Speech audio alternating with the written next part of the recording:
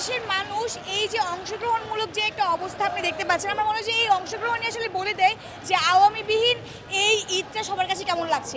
আমি পার্সোনালি অবশ্যই অনেক বেশি আনন্দিত এবং আমার মনে হয় যে এইরকম ঈদ মিছিল কখনোই সম্ভব হতো না যদি না বাংলাদেশে আওয়ামী লীগ থাকতো। ও আচ্ছা, তাহলে তো এটা অনেক ভালো পজিটিভ সাইন।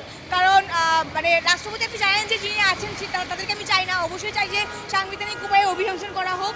তো সব কিছুর পরে বলবো যে রাষ্ট্রপতি বাংলাদেশে হওয়ার মতো আরও অনেক যোগ্য প্রার্থী আছে।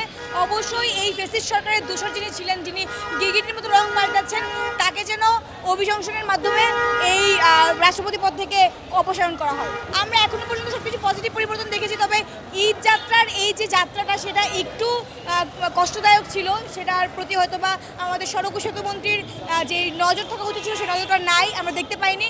তাকে আমাদের ব্যর্থ মনে হয়েছে এখনো পর্যন্ত। হয়তো উনি ওনার পদ হারাতে পারেন যদি এভাবে চলতে থাকে।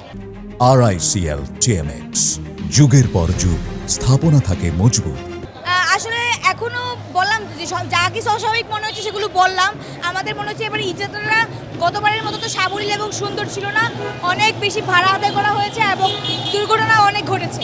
সব কিছুর পরে বলবো যে বাংলাদেশকে যেন এগিয়ে নিতে যেতে আমরা আপনারা সবাই যেন সাহায্য করি। ধন্যবাদ।